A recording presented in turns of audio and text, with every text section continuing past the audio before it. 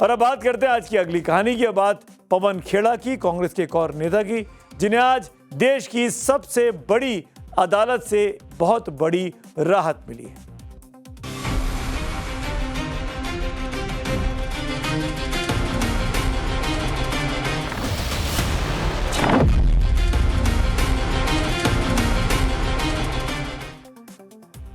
आज बुद्ध पूर्णिमा के साथ साथ मजदूर दिवस भी है और आज का दिन कांग्रेस के दो नेताओं के लिए राहत की खबर लेकर भी आया है।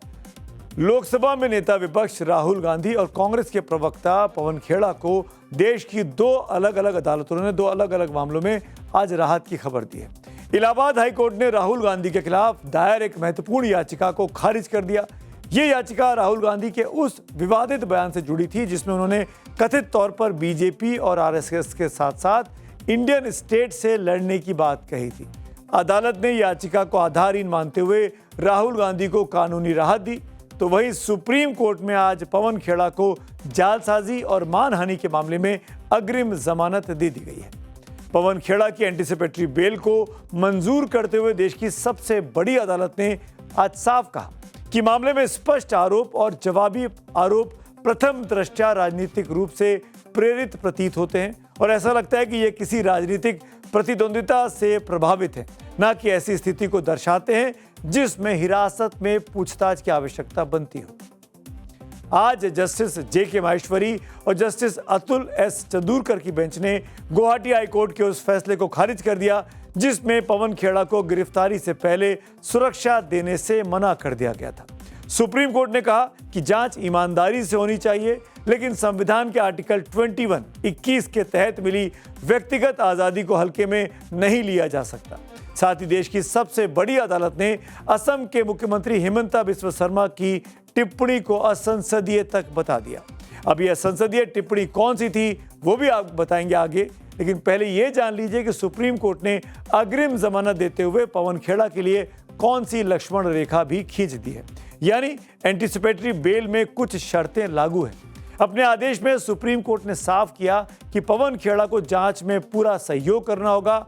जब भी पुलिस उन्हें बुलाएगी उन्हें संबंधित थाने में जाना पड़ेगा।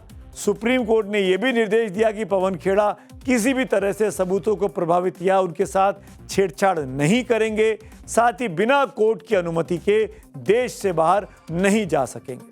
सुप्रीम कोर्ट ने ट्रायल कोर्ट को यह अधिकार भी दिया कि वो जरूरत पड़ने पर और शर्तें लागू कर सकता है। पवन खेड़ा को सुप्रीम कोर्ट से मिली राहत पर उनके वकील और कांग्रेस से राज्यसभा सांसद अभिषेक मनु सिंघवी ने क्या कहा, सुनिए जरा। कि स्वतंत्र निर्भीक जो एक वाणी का मूल संवैधानिक अधिकार है हमारे अनुच्छेद 19(1)(a) में 19(1)(a) में, अगर उसको आपको उजागर रखना है तो राजनीतिक कैंपेन के दौरान उसकी गर्मी के और गर्माहट के दौरान एक राजनीतिक वक्तव्य के आधार पर इतना बड़ा उसका एक इशू बनाना, पुलिस को भेजना, गिरफ्तारी पे इंसिस्ट करना, मैं समझता हूं कि अगर कोर्ट कचहरी इसमें नहीं हस्तक्षेप करेंगे तो 19(1)(a) एक प्रकार से खत्म हो जाएगा। पवन खेड़ा पर सुप्रीम कोर्ट के फैसले के बाद रिएक्शन असम के मुख्यमंत्री हिमंता बिस्वा शर्मा की तरफ से भी आया है। सोशल मीडिया प्लेटफॉर्म एक्स पर हिमंता ने खेड़ा के वकील अभिषेक मनु सिंघवी को लोकतंत्र का पाठ न पढ़ाने की सलाह दी है। हिमंता ने जाली दस्तावेजों के जरिए एक निर्दोष महिला के चरित्र हनन का गंभीर आरोप लगाया है। साथ ही इसे महज शुरुआत बताते हुए न्याय की उम्मीद जताई है। और अब आप समझिए कि वो मामला जिसके लिए पवन खेड़ा को अग्रिम जमानत लेनी पड़ी, मामला क्या था।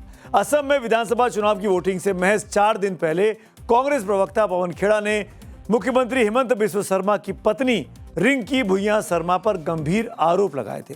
पवन खेड़ा ने बाकायदा प्रेस कॉन्फ्रेंस कर आरोप लगाया कि रिंकी भुइयां के पास मिस्र, एंटीगा बर्बुडा और यूएई के 3 पासपोर्ट हैं। आप भी सुनिए पवन खेड़ा ने उस वक्त 5 अप्रैल को क्या कहा था। कि असम के मुख्यमंत्री हिमंता बिस्वा शर्मा की धर्मपत्नी रिंकी भुइयां शर्मा के पास 1 नहीं, 2 नहीं, 3 पासपोर्ट हैं। तीनों पासपोर्ट लिविंग पासपोर्ट्स हैं, एक्सपायर नहीं हुए हैं। पवन खेड़ा के आरोपों पर हेमंत बिस्वा शर्मा ने फौरन रिएक्ट किया था। पहले तो 5 अप्रैल को हेमंता ने सोशल मीडिया पोस्ट के जरिए खेड़ा के डॉक्यूमेंट्स को फर्जी बताया था और फिर उन्होंने पवन खेड़ा के खिलाफ एक्शन लेने की बात भी कह दी थी। पवन खेड़ा पर कानूनी एक्शन लेने के नाम पर सीएम हेमंता ने किस तरह की भाषा और किस तरह की बॉडी लैंग्वेज का इस्तेमाल किया था। कुछ शब्द ऐसे भी थे जिन्हें हम आपको सुना भी नहीं सकते थे। हेमंत बिस्वा शर्मा के इसी भाषा को पवन खेड़ा के वकील अभिषेक मनु सिंघवी ने सुप्रीम कोर्ट में अपना हथियार बना लिया। वहीं इस पूरे मामले में सीएम हेमंता की पत्नी रिंकी भुइयां शर्मा ने पवन खेड़ा के खिलाफ असम में एफआईआर दर्ज कराई थी। खेड़ा पर मानहानि, धोखाधड़ी और आपराधिक साजिश के केस किए। इसके बाद 7 अप्रैल को असम पुलिस 4 लोगों की टीम के साथ दिल्ली पहुंच गई थी। पवन खेड़ा के निजामुद्दीन ईस्ट वाले घर पर करीब 60 पुलिसकर्मी पहुंचे थे, लेकिन पवन खेड़ा असम पुलिस के हाथ नहीं आए थे। खुद पर लटक रही गिरफ्तारी की तलवार से बचने के लिए पवन खेड़ा ने तेलंगाना हाईकोर्ट का रुख किया था। तेलंगाना हाईकोर्ट ने 10 अप्रैल को 1 हफ्ते की राहत दी, लेकिन असम की अदालत का रुख करने का भी निर्देश दिया था। 15 अप्रैल को असम सरकार की अपील पर सुप्रीम कोर्ट ने तेलंगाना हाईकोर्ट के 10 अप्रैल के आदेश पर रोक लगा दी थी। इसके बाद 17 अप्रैल को सुप्रीम कोर्ट में इस मामले की सुनवाई के दौरान माहौल तब गर्म हो गया जब सॉलिसिटर जनरल तुषार मेहता ने पवन खेड़ा पर बड़ा आरोप लगाया था। एसजी ने तर्क दिया कि खेड़ा ने तेलंगाना हाईकोर्ट से राहत पाने के लिए फैब्रिकेटेड यानी जाली दस्तावेजों का इस्तेमाल किया है।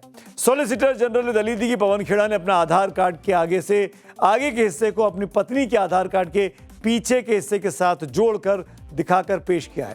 हालांकि पवन खेड़ा की तरफ से वकील अभिषेक मनु सिंघवी ने इसे सिर्फ एक मानवीय भूल कहा था, लेकिन सुप्रीम कोर्ट ने इस गड़बड़ी को काफी गंभीरता से लिया। साथ ही पवन खेड़ा की ट्रांजिट अग्रिम जमानत बढ़ाने की याचिका खारिज की थी। असम की अदालत में जाकर अपनी बात रखने को कहा भी था। इसके बाद खेड़ा ने गुवाहाटी हाईकोर्ट का दरवाजा खटखटाया। 24 अप्रैल को हाईकोर्ट ने पवन खेड़ा की अग्रिम जमानत की याचिका खारिज की। इसके बाद खेड़ा सुप्रीम कोर्ट पहुंचे, जहां पर आज ये फैसला आया। सुप्रीम कोर्ट से उन्हें राहत मिली 2 जजों की बेंच से, जिस बेंच ने उन्हें मामले पर गुवाहाटी हाईकोर्ट जाने को कहा था। अब इस मामले में आने वाले दिनों में पूरा केस किस तरह चलेगा, इस पर सुप्रीम कोर्ट के advocate on record Amit Dwivedi क्या कह रहे हैं, सुन लीजिए।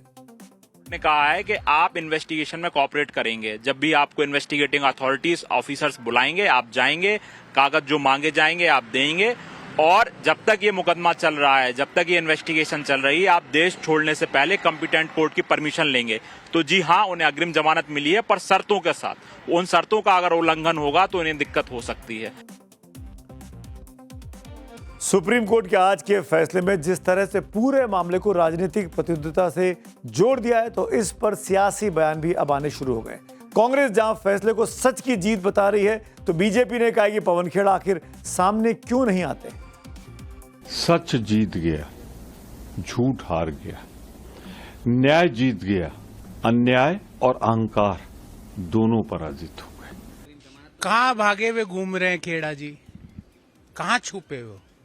दस्तावेज है तो दस्तावेज निकाल के दिखाइए ना, न्यायालय में भी प्रस्तुत कीजिए दस्तावेज। कांग्रेस बीजेपी का खेल है, हम उसमें बीच में नहीं पड़ना चाहते, तो बेल मिल गई, ठीक है। तो पवन खेड़ा को अब जब भी असम की पुलिस बुलाएगी पूछताछ के लिए, उनको जाना होगा। भले ही उनके खिलाफ अभी के लिए एंटीसिपेटरी बेल है, लेकिन इसका मतलब नहीं कि मामला खत्म हो गया है।